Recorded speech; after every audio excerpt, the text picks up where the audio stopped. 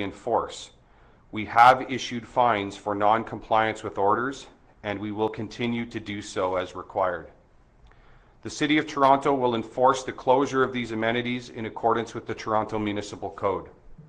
Depending on the nature of the offense, the fines associated with accessing or using a city-owned facility or amenity can be as high as $5,000. Yesterday, Toronto Public Health attended 59 bars and restaurants. 4 warning letters were issued for premises found to be non-compliant with prohibitions on dine-in service. Additionally, City of Toronto Municipal Licensing and Standards staff investigated 38 complaints regarding locations that were open. Staff issued 2 notices for failure to comply with the orders made under the Emergency Management and Civil Protection Act. Both of these businesses were gyms. Staff are attending these properties again today in order to confirm compliance. In the event of continued non-compliance today, the City will engage Toronto Police to take the appropriate enforcement action.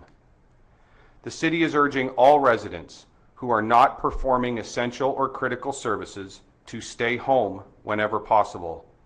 By doing this, you are protecting those providing essential and critical services during these unprecedented times. There have been no changes to the essential and critical services that are provided by the City of Toronto, including emergency services, water, solid waste collection, shelters, respite sites, long-term care homes, roads, electricity, public transit, 311, and of course public health. Further, the City staff who are supporting and enabling the uninterrupted delivery of essential services continue to work diligently and effectively across all City divisions and agencies. I would like to again thank each and every person who is working to ensure that essential and critical services continue in Toronto. I encourage everyone to continue to make toronto.ca/COVID-19 their first point of access for credible information relating to COVID-19 and the associated city service adjustments and impact. Further, each of us needs to do our part to follow the recommendations and direction being provided by our public health professionals. As Dr. Davila again explained, we still have the opportunity to change the trajectory and outcome of COVID-19 in Toronto. Our success in flattening the curve depends on each one of us. I want to reassure everyone that we remain committed to leading our city through this pandemic. We are a strong and resilient city, and we will get through the COVID-19 pandemic emergency together. Thank you. Okay, we'll start Mark McAllister with City News. At what point does the enforcement get stepped up beyond just city staff to the police, and what would it take for that to happen? Thanks, Mark. So there's an enforcement process that's in place. The complaints come in, as we've explained, into 311. They're received, they're forwarded and processed and reviewed within the Emergency Operations Center. That review includes review with Toronto Public Health and other city agencies, and the appropriate enforcement action is taken, which includes police. So very much an ongoing process. And like we've said, our first preference as a city is always always education ahead of enforcement. But we are actively enforcing. We will continue to actively enforce, and where we need the assistance of police in order to achieve that enforcement, it will happen. And a follow-up, Dr. Davila, if you would. We've been receiving tips from viewers about disposable face masks and gloves being littered across the city, the very PPE that everyone seems to be looking for at this point. What would the city do in order to minimize this at this point? What can be done? So are we talking about discarding of unused materials, or? At this point, it looks like it possibly could be used, but perhaps not. But the fact that they are being found throughout the city discarded, what would you say to that? Well, I would simply ask that our residents, observe good behavior and appropriately dispose of whatever waste it is that they have, whether it's personal protective equipment or otherwise. Thank you. Okay, we'll go online now. Mark Douglas from 680 News. Thanks, Brad. Dr. Davila, I know that this is going to come up in social media after so many anecdotes about large gatherings in parks that have been going on for long since after the request for social distancing ever became popular. So the question then is, why close the parks today as opposed to a few days ago? Well, I think, thank you for the question. I think what we were trying to do was to create the balance and strike a balance between reducing virus spread and giving people the opportunity to make use of the great amenities that we have in our city. And, you know, we know it's difficult to be told to stay at home and not have opportunities to get outside and enjoy some nature and fresh air. And the hope was that people would be able to do so in a manner that actually respected the request. I'm not sure if the audio cut out there or Dr. Davila, if that was the end of your comment. Oh, sorry, can you not hear me anymore? Oh, it sort of, the sound sort of cut out on my WebEx feed after you were talking about the need to be outdoors. So I was speaking of the need to be outdoors and to give people the opportunity to enjoy some of the amenities in our city. And we were hoping that people in our city might be able to find an appropriate balance between enjoying those amenities and enjoying our parks, while at the same time respecting the request to remain 6 feet apart from all others. Unfortunately, it appears that that wasn't the case, that people weren't respecting that request. So we find ourselves in a position where we have to take this course of action in order to ensure that social distancing is maintained and to reduce virus spread. Thank you. And follow-up question regarding these 3 fatalities. I think I'm correct. This is the highest one-day fatality count that we've heard. And should we expect more days in the weeks and months to come where we hear about multiple fatalities in the city of Toronto? I think if we are to follow the trajectory of other cities and jurisdictions that are ahead of us in respect of their COVID-19 outbreaks, the answer simply is yes. Okay, thank you, Mark. Matt Bingley from Global News. Dr. Davila, I'm just wondering, I've heard reports of an inmate testing positive at the South Detention Centre. I'm just wondering if Toronto Public Health is helping there, and if you can elaborate further on just how containment would be used there. Well, I think, you know, we are actively engaged in all cases of COVID-19 in our city, and I can't speak to the specific details of the case. However, we do collaborate with our partners within the corrections system on issues, particularly infection prevention and control issues within that setting. And there are well worked out protocols for infection prevention and control. So when we run into a case situation and we're seeking to prevent outbreaks, there are protocols and standards that are put into place. Everything from enhanced surveillance and more monitoring to understand what's happening, checking with staff, enhanced cleaning, making sure that people are being appropriately isolated when they develop symptoms.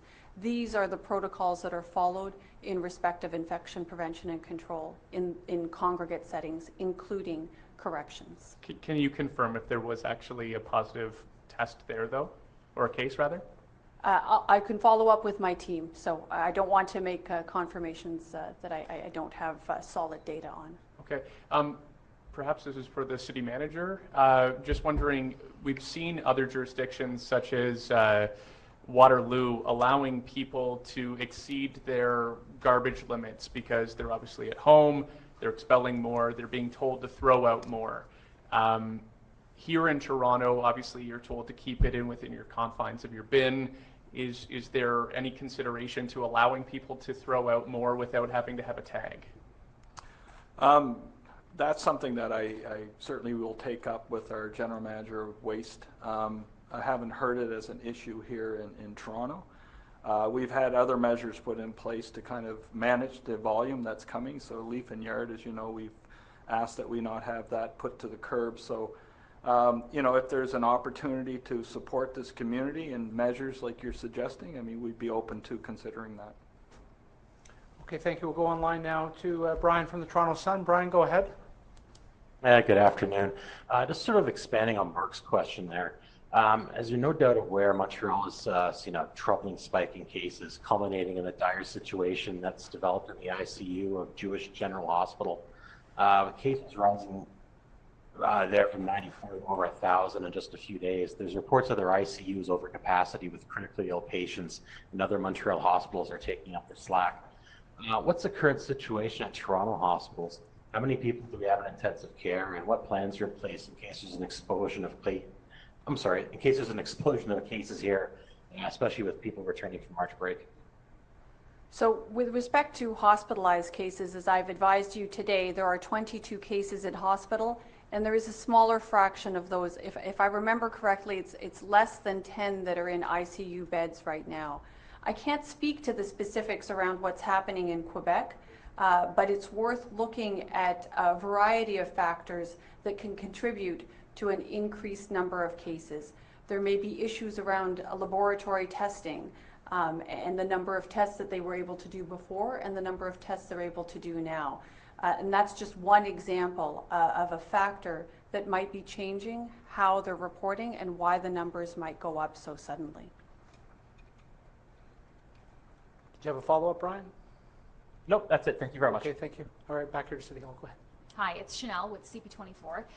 Just wondering, Dr. Davila, whether you at any point have considered recommending a lockdown for the city. Is this something that's on the table? So I think what we need to do is find the ways by which we can affect core public health actions that we know make a difference. And we've had the ability to take a look at what has been done in other jurisdictions. So if we look at other jurisdictions, we know that elements like testing, and testing as many people as possible, is one core component of a public health response to an outbreak of COVID-19.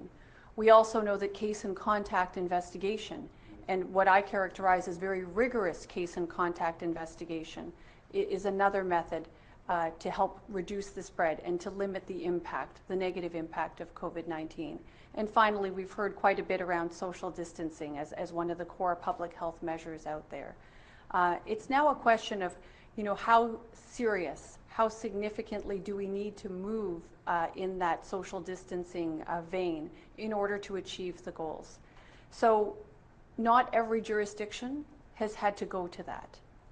And it is our sincere hope that we're able to achieve our goals in order to limit the spread of COVID-19 by using less restrictive methods wherever possible. That is a public health approach. We try to use the least restrictive means available to us because we recognize that yes, we are trying to control virus spread, but that needs to be balanced with the other impacts and consequences associated with those public health measures. And Dr. Davila, the science around this virus is evolving every day. In the beginning, we were told that only when you're presenting symptoms, you're contagious, or you're most contagious at that point. And now, of course, we know that you can certainly spread the virus without even knowing or being contagious or being presenting symptoms, that is. And so is there any science to show us whether once you do contract the virus and you perhaps test positive, does that mean you're immune to it? So, it's an interesting, you're right, quite interesting virus situation that we're looking at here. This is a virus that was only discovered in early January and was never known to us prior to that. So we are all learning. And I would say that at the beginning, you're quite right. We talked a lot about symptomatic transmission, and I would say that that hasn't changed. People are more likely to transmit virus when they are symptomatic. When you're coughing or sneezing, you are generally more effective at transmitting whatever virus you may have. You're quite right that there is increasing evidence that you needn't be particularly symptomatic in order to spread the virus. However, I think it still is true that you are more effective at actually spreading that virus should you have symptoms like cough or sneeze. So I think we're continuing to learn, much to be learned yet around the virus. And I think you had one. And on the question of immunity. On the question of immunity, from what we can understand, again, still the studies are being done. I understand that there are some studies in China that have been done, and we are seeing that there are antibodies that people are developing after having had COVID-19 infection. What this means is that there is at least some measure of immunity. How long does it last? That actually has yet to be determined. Right, that's what I'm wondering. Like, if you do test positive and you're quarantined for 14 days and then you go back into the real world and you're getting groceries or doing any kind of essential work, what does that mean? You could still pass it on to somebody. No, it's not quite that simple. So if you're talking about somebody who's had an infection, we wait for them to resolve, and then they should be able to continue about their regular lives. If you're talking about somebody who's actually isolating because we're waiting to see if they develop the infection, as I mentioned earlier in my remarks, some people will take up to 14 days from the time that they actually were exposed to an infection until they develop signs and symptoms of the infection. But it is very unusual to go it's not that common. Most people will develop signs and symptoms within a 5 or 6 day period after having acquired the infection. Okay, we'll go online now. Jennifer Pagliaro from the Toronto Star. Jen, go ahead. Hi, Dr. Davila. I wanted to ask about the deaths at Seven Oaks. Can you just help us understand what the situation is there? Are there others who have been tested? Are there staff that are in isolation? And how concerning is the situation for you? Well, an outbreak within the context of a long-term care home is always concerning, whether we're talking about COVID-19 or any other infection. Unfortunately, these things do happen, and there are well-developed protocols and procedures in order to manage outbreak situations. So we know that there was, I reported earlier that there was a resident and a staff person who had COVID-19 infection within Seven Oaks long-term care home, and unfortunately, as I've just reported today, 2 residents of that long-term care home are now deceased. In terms of managing the situation there, as I said, we manage outbreaks in long-term care homes on a regular basis. That's one of the routine functions and core functions of public health. And there are very well worked out protocols and procedures in respect of managing outbreaks and engaging in infection prevention and control. Everything from implementing full precautions, contact and droplet precautions in the affected area, enhanced cleaning, enhanced surveillance and monitoring, both amongst residents and for staff. So for example, any staff person who's called in sick is actually being asked, what kinds of symptoms and signs might they be having, and they're also being encouraged and offered testing in order to understand whether in fact they might have COVID-19 infection themselves. Room isolation, and of course communications with families. These are all part and parcel of what is done within the context of an infectious disease in long-term care. And can you provide some context for the updated numbers? You mentioned 16% is related to community spread. I wonder if that number is increasing, how concerning that is, and whether there's anything you can say about the number of people that are recovered and perhaps whether that is not as many as you might have hoped. So with respect to community spread, as we've been saying all along, we had anticipated that this would happen. So I do expect that number to increase. We are continuing to see travel-related cases, but we should expect to see community transmission, so this number doesn't surprise me. I think we are going to continue to see constantly changing numbers in this regard, and we'll make every effort to ensure that you're up to speed with respect to what's happening in our community. Okay, thank you. Dave Ryder from the Toronto Star, please. Hi, Dr. Davila. Can you tell me, not that many hours ago, Mayor Tory was tweeting out a photo of the new signs that were going to go into playgrounds saying stay 2 meters apart, and we haven't wiped down the equipment, and then we get a thing saying no, they're all closed. I just wonder, following on an earlier question, what was the trigger? Was there a picture or a video or a child being infected? What all of a sudden seems like it made the city change course and close the parks? I don't think it was an all of a sudden decision. In fact, it was observing what was happening and seeing how our community was responding to our requests and our recommendations around social distancing, including social distancing in outdoor spaces. We were very much hoping that our community would be able to respect the 6-foot distance from others outside so that they could enjoy those spaces safely. But unfortunately, we were getting a number of calls and concerns from Toronto residents, and certainly I observed, and I know that many of us here around the city were observing ourselves, that there were violations, people who were simply not following the recommendation to remain 6 feet apart. And as an adjunct to that, and not my second question, just should the city, if people are still jumping on things or doing things they're not, should there be, like, I know in England there's like a truck that drives around with a loudspeaker saying, stay out of the parks.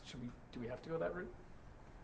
I'm hoping we don't have to go that route. And I admit I hadn't thought about the possibility of a truck with a loudspeaker. And my follow-up But I question might let Janie know about that now. My follow-up question for Chief Pegg. I know on the daily call that you guys have, I think it's the first one's at 6 a.m. and there might be another, that there's a tally given of EMS personnel for the city, of paramedics, firefighters, and police who are either in isolation or have actually COVID. Can you give us the latest numbers on that, and does it affect operational ability at all? Sure, David. So two-part answer. So we roll, in order to protect, obviously, the confidentiality and privacy of all of our folks, including our residents and our staff, we roll that up into an aggregate. So I can tell you that things are relatively stable today. As it stands right now, 5% of our total staff in the essential service category are listed as being in self-isolation. And for the life of me, I forget the second half of your question. I just said there's the daily call. How many, and does it affect operational? Oh, sorry. No, it's not impacting the delivery of frontline service. The delivery of frontline essential service in Toronto continues to be robust and stable, and our residents continue to enjoy the same levels of certainly emergency service and other essential and critical services as they have in the past. Okay, online, Nick Boisvert, CBC. Hi, everyone. Curious to hear from Dr. Davila and Chief Pegg on this. On the federal government's new mandatory self-isolation rules that are going to come into effect tonight, there's been some other municipalities around the country that have been taking, seems like, an active role in enforcing those self-isolation rules. What do you think, what kind of role do you think Toronto should play in making sure that people are following those? You know, it's interesting. It would be, I've actually tried to encourage our residents to simply do the right thing in respect of protecting our community. I think at this stage of the game, it's difficult to know how do you enforce, how do you know whether there's a violation or a recommendation that's not being followed. I think we have to judge each situation on its own merit. And take the individual circumstances into consideration. However, I would simply urge people to do the right thing, right? It's about taking care of ourselves, our families, our neighbors, our community, and it is, I realize, a departure from our regular behavior, but we are in rather unusual times, and these times call for us to take on these kinds of behaviors in order to protect our community and our families. So I would prefer, as Chief Pegg has said, our approach at the city has always been one of education first and enforcement only if required.